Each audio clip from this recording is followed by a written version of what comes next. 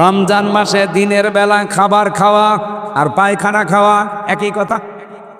যদি সুস্থ শরীর আপনি রোজা না রাখেন, ফামাং শাহিদা মিনকুমুশ শাহরা ফালিয়াসুমহু, আল্লাহ পাক বলেন তোমাদের ভেতরে কেউ যদি রমজান পায়, আমি আল্লাহ আদেশ দিলাম সে যেন অবশ্যই রোজা রাখে। এই জন্য অনেক মানুষ যারা ধান্দায় থাকেন যে না হুজুর আমার গ্যাস, আরে শয়তান, রোজা রাখলে গ্যাসের ভালো হয়।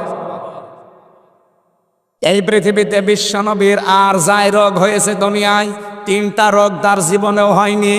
গ্যাস্ট্রিক, আলসার, পেটের যে প্রিয়া, একটা রোগও নবীজির ছিল না। কেন?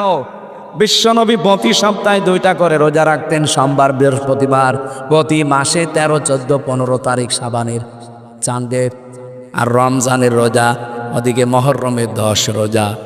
এগুলো আমার আল্লাহর নবী রেখেছে। নবীজি বলেছেন রোজা রাখলে আমার আল্লাহ শরীরকে সুস্থ রাখে।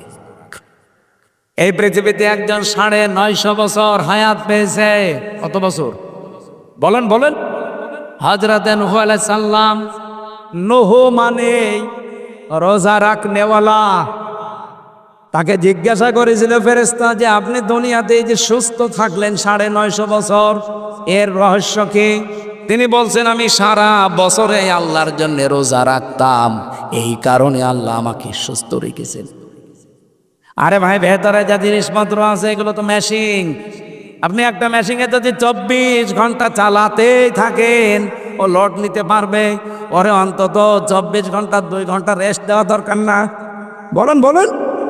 আপনার শরীরে রেস্ট দেওয়া দরকার, কারণ খাবারগুলো হজম হওয়ার জন্যে পিত্ত রস, যেটা পিত্তথলিতে যে পিত্ত রস দেখতে পান, এটা খাবার হজম হওয়ার জন্য সবচাইতে বড় কার্যকারী। বিজ্ঞান এখন প্রমাণ করছে আপনি যে খাবারগুলো খান, এই খাবারের নির্যাস দিয়ে পিত্ত রস তৈরি হয়। পেটের ভেতরে খাবার দেওয়ার পরে কয়েকটা জিনিস তৈরি হচ্ছে। 1 নম্বর ওই গুরুত্বপূর্ণ খাবার হজম হওয়ার পিত্ত রস, 2 নম্বরে মল, 3 নম্বরে প্রস্রাব, 4 নম্বরে রক্ত, 5 নম্বরে চর্বি। এগুলো দিয়ে খাবার দিয়ে তৈরি হয় শরীরে। সূরা বনি ইসরাইলের ওই যে শয়তানের একটা আয়াত আছে, ইন্নাল মুবাদ্দিরিনা কানু ইখওয়ানাশ শায়াতিন ওয়া কানাশ শাইতানু লিরাব্বিহি কাফুরা। ও জেনাইদাবাসী, যেটা বলছিলাম, রব্বুল আলামিন শয়তানের যে কাজকর্মগুলো দিয়েছেন, তার 1 নাম্বার কাজ হচ্ছে ও অপচয়কারী। এরা শয়তানের ভাই। কোরআন শরীফ আপনি পড়ে দেখবেন, শয়তানের ভাই এমন কোন শব্দ কোন গুনার কাজ করলে আল্লাহ দেয়নি। আপনি জেনা করেন, আপনি চুরি করেন, আপনি ডাকাতি করেন, আপনি ছিনতাই করেন, কোন গুনার জন্য আপনি শয়তানের ভাই হয়ে গেছেন আমি পাইনি। কিন্তু যারা অপচয় করে এরা কিন্তু শয়তানের। বলেন বলেন?